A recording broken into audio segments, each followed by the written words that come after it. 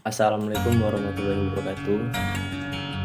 Perkenalkan, nama saya Dery Arjulian Tony, NPM 1721020167, Fakultas Syariah, Prodi Hukum Tata Negara.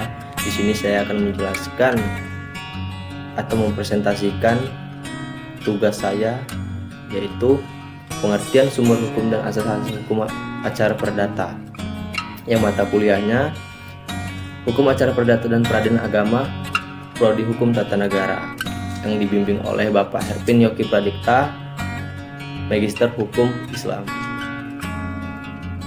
Yang pertama-tama saya akan menjelaskan pengertian hukum acara perdata. Apa itu pengertian hukum acara perdata? Pengertian hukum acara perdata secara umum, hukum acara perdata mengatur proses penyelesaian perkara perdata melalui hakim di pengadilan penyusunan gugatan. Itu pengajuan gugatan, pemeriksaan gugatan, putusan pengadilan sampai dengan eksekusi atau pelaksanaan putusan gugatan. Terus garis-garis besar tahapan peradilan perdata. Pengajuan gugatan yang pertama itu pengajuan gugatan, yang kedua pemeriksaan gugatan, yang ketiga pembuktian, yang keempat putusan, yang kelima upah hukum terhadap putusan, dan yang keenam eksekusi. Terus sumber-sumber hukum acara perdata. Hukum acara perdata itu sampai kini masih tetap berpedoman sebagai pedoman utama pada hukum acara perdata kolonial. Jadi sumber-sumber hukum acara perdata adalah tempat di mana dapat ditemukan ketentuan-ketentuan hukum acara perdata. Terus berbagai undang-undang yang berkaitan seperti Undang-Undang tentang Peradilan Ulang atau acara banding, yaitu Undang-Undang Nomor 20 Tahun 1947. Terus ada juga Undang-Undang tentang Kekuasaan Kehakiman, yaitu Undang-Undang Nomor 48 Tahun 2009. Terus ada juga Undang-Undang tentang Peradilan Umum, yaitu Undang-Undang Nomor 2 Tahun 1986. Terus Undang-Undang Nomor 8 Tahun 2004. Undang-Undang Nomor 49 Tahun 2009. Terus itu ada Undang-Undang tentang Mahkamah Agung atau MA, Undang-Undang Nomor 14 Tahun 1985, Undang-Undang Nomor 5 Tahun 2004, UU Nomor 3 Tahun 2009. Terus itu ada juga Undang-Undang tentang advokat, Undang-Undang Nomor 18 Tahun 2003. Sini juga ada Undang-Undang tentang Perkawinan, Undang-Undang Nomor 1 Tahun 1974, dan peraturan pelaksanaan seperti Peraturan Pelaksanaan Nomor 9 Tahun 1975 dan Peraturan Nomor 10 Tahun 1983. Itu ada undang-undang tentang kepalitan dan penundaan pembayaran utang, Undang-Undang Nomor 37 Tahun 2004. Itu ada jurisprudensi, ada peraturan Mahkamah Agung, Perma disebut juga, instruksi dan surat edaran Mahkamah Agung, terus perjanjian internasional, doktrin, adat kebiasaan. Di sini ada asas-asas hukum acara perdata. Yang pertama, hakim bersifat menunggu. Asas ini dapat ditemukan pada pasal 10 ayat 1 Undang-Undang Nomor 48 Tahun 2009. Itu hakim bersifat menunggu ini artinya inisiatif pengajuan gugatan berasal dari penggugat, hakim, atau pengadilan, hanya menunggu diajukan tuntutan hak oleh penggugat. Yang mengajukan tuntutan hak adalah pihak yang berkepentingan atau Sudikno Mertokusumo tahun 1993 10. Apabila tidak diajukan gugatan atau tuntutan hak, maka tidak ada hakim. Hakim baru bekerja setelah tuntutan diajukan kepadanya.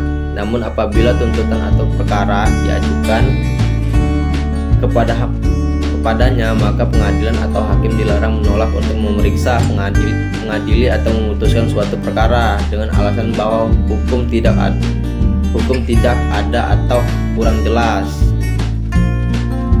Terus itu ada yang kedua itu hakim bersifat pasif. Menurut Sudikno Mertokusumo, hakim di dalam memeriksa perkara perdata bersifat pasif dalam arti kata bahwa ruang lingkup atau luas pokok sengketa yang diajukan untuk berperiksa pada asas ditentukan oleh para pihak yang berperkara dan bukan oleh hakim.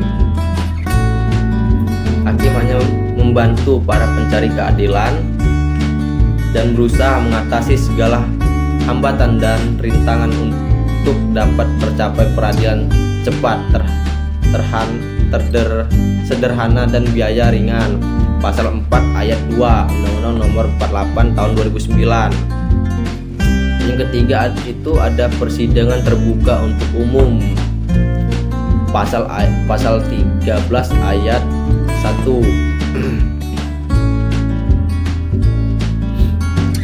Undang-Undang Nomor 48 Tahun 2009 tentang kekuasaan kehakiman menentukan semua sidang pemeriksaan pengadilan dalam terbuka umum kecuali undang-undang menentukan lain. Secara formal, asas ini membuka kesempatan untuk social control untuk menjamin peradilan yang tidak memihak, adil, objektif, berproses sesuai dengan peraturan perundang-undangan yang berlaku. Masyarakat secara umum dapat hadir, mendengarkan, dan menyaksikan jalannya persidangan yang dinyatakan terbuka untuk umum kecuali ditentukan lain oleh undang-undang yang persidangan dinyatakan dilakukan dengan pintu tertutup. Asas ini bertujuan untuk memberikan perlindungan hak-hak asasi manusia. Itu putusan pengadilan harus diucapkan dalam sidang yang terbuka untuk umum. Yang keempat itu ada audit et alteram partem. Asas ini tercermin dalam pasal 4 ayat 1 Undang-Undang Nomor 48 Tahun 2009 dan pasal 145 dan 157, pasal 121 dan 132.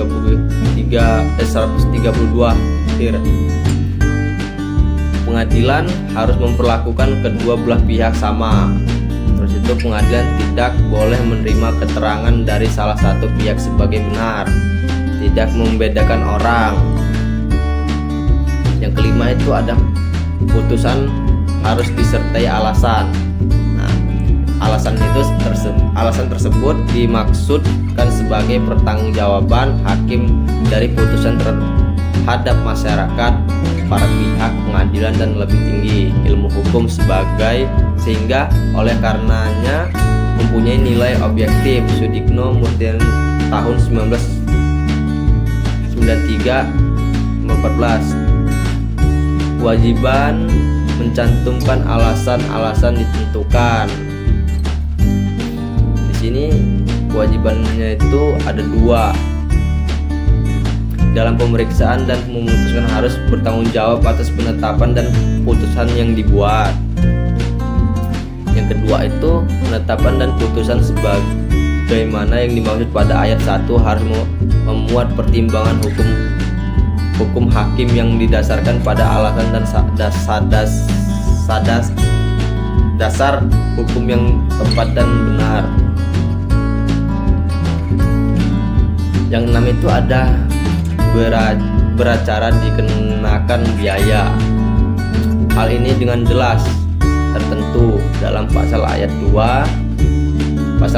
4 Undang-Undang Nomor 48 Tahun 2009 dan pasal 145 ayat 4, pasal 192, pasal 194 dan pasal 121 ayat 4, pasal 182, pasal 183. Itu tentang hal ini dengan jelas ditentukan beracara dikenakan biaya.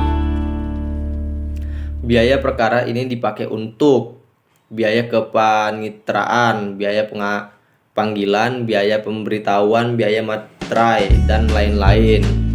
namun dimungkinkan bagi yang tidak mampu untuk berperkara secara pro deo atau berperkara secara cuma-cuma. Yang 7 itu ada trilogi peradilan yang atau disebut dengan sederhana, cepat, dan biaya ringan. Asas ini tercantum dalam pasal 2 ayat 4 Undang-Undang Nomor 48 tahun 2009. Yang dimaksud dengan asas sederhana, cepat, dan biaya ringan adalah hakim dalam mengadili suatu perkara berusaha semakin maksimal mungkin untuk menyelesaikan perkara dalam tempo yang tidak terlalu lama. Cepat menunjukkan jalannya peradilan yang cepat dan proses penyelesaiannya tidak berlarut-larut, yang terkadang harus dilanjutkan oleh ahli warisnya. Sedangkan biaya ringan maksudnya biaya yang sederhana mungkin sehingga dapat dijangkau oleh masyarakat. Yang ke-8 itu ada asas bebas dari campur tangan pihak di luar pengadilan, yaitu hakim dituntut sungguh-sungguh mandiri. Begitu hakim mempunyai otonomi yang selalu harus dijaga agar proses peradilan berjalan menuju sasaran, atau peradilan yang objektif, fair, dan jujur, dan tidak memihak. Hakim tidak boleh berpengaruh oleh hal di luar pengadilan seperti pengaruh uang, pengaruh kekerabatan, pengaruh kekuasaan, dan lain-lain. Mungkin itu saja yang saya presentasikan, yang saya bisa. Saya menyelesaikan tugas ini untuk memenuhi mata kuliah saya, yaitu Hukum Acara Perdata Peradilan Agama yang dibimbing oleh Bapak Herpin Yongki Pradipta, Magister Hukum Islam. Sekian, terima kasih. Wassalamualaikum warahmatullahi wabarakatuh.